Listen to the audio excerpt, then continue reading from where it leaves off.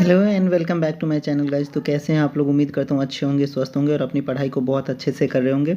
बहुत सारे बच्चों का कंसर्न था कि जो वो बिहार सिविल कोड के क्लर्क में कुछ क्वेश्चन जो हैं वो गलत है, तो उसके बाद जो है कट ऑफ क्या रह सकता है, क्योंकि और वो उस क्वेश्चन के मार्क्स किसको मिलेंगे किसको नहीं मिलेंगे, या फिर जिसने वो ऑब्जेक्शन किया सिर्फ उसी को मिलेंगे या सबको मिलेंगे। तो वो मैं पूरा इस वीडियो में बात करने वाला हूँ। एंड एक बहुत जल्दी आप लोगों का रिजल्ट भी आने वाला है इस मंथ के लास्ट तक। तो प्लीज़ आप लोग मेंस का तैयारी अच्छे से करते रहिए। टेलीग्राम चैनल को ज्वाइन कीजिए और वहाँ पे मैंने बहुत सारे फ्री कंटेंट डाले हैं, उसका यूज़ कीजिए।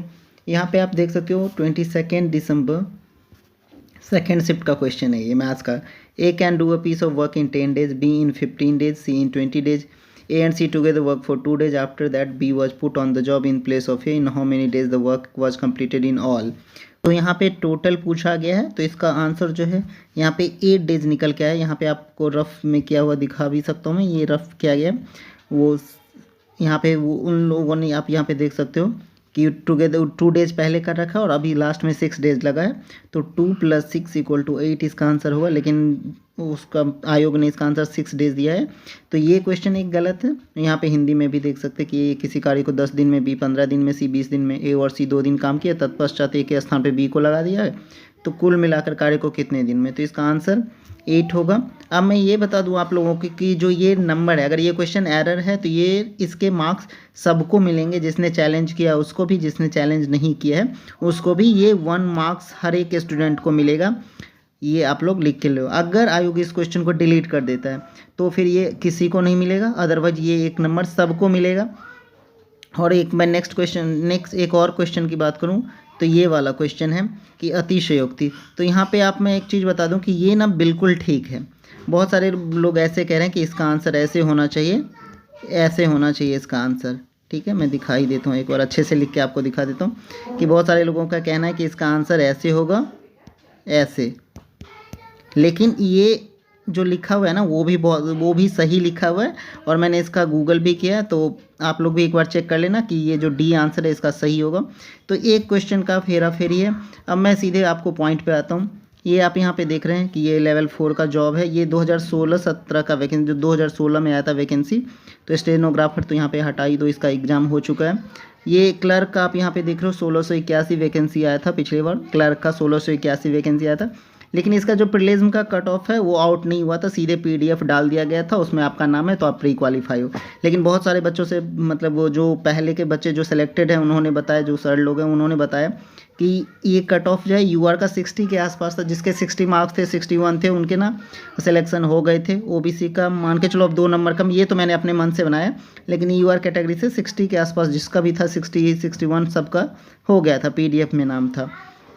तो मान के चलो ओबीसी इतना, ईबीसी इतना, एससी इतना, एसटी इतना, आप ये देख सकते हो कट ऑफ।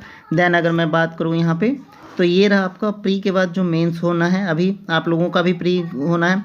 तो ये प्री के बाद जो मेंस का हुआ था 90 मार्क्स का, जिसका मैंने डिटेल स्ट्रैटेजी बताया भी आपको कि कैसे प्रिपरेशन करना है। तो यहाँ पे मेंस का जो कट ऑफ गया है, यूआर कैटेगरी से गया है 64.50, बीसी का 61.50, ईबीसी का 59.0, शेड्यूल कास्ट का 54, शेड्यूल ट्राइब का 50.5 एंड फीमेल, ये फीमेल का ये रहा। और ये सारा मेंस का कट ऑफ है 90 में।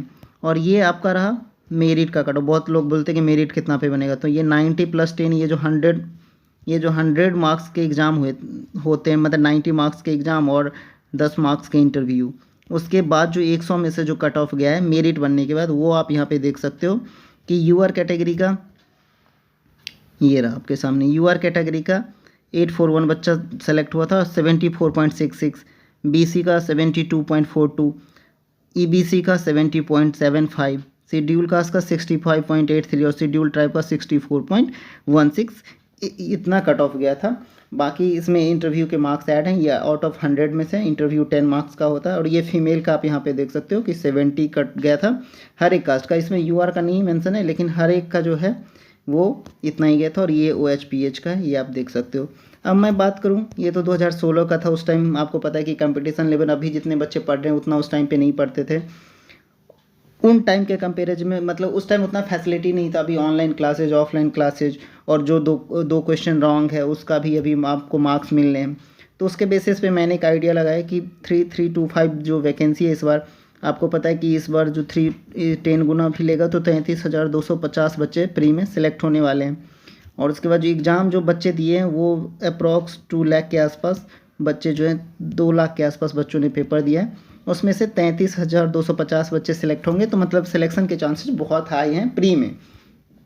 तो एक एक्सपेक्टेड कट ऑफ जो निकल के आया है, यहाँ पे मैं आपको दिखा दूँ कि ये आप देख सकते हो, ये मैंने मेल और फीमेल दोनों का कट ऑफ निकाला है। तो यूआर का 60 से 65 मेल में, फीमेल में वही कट ऑफ 52 से 56। ये कम भी हो सकता है फीमेल में, क्योंकि फीमेल कैटेगरी में बच्चे बहुत कम, मतलब बहुत सीट भी ज़्यादा है और बच्चे कम अपीयर हुए हैं। तो ये भी ओबीसी का 59 से 64, फीमेल में वही 51 से 55।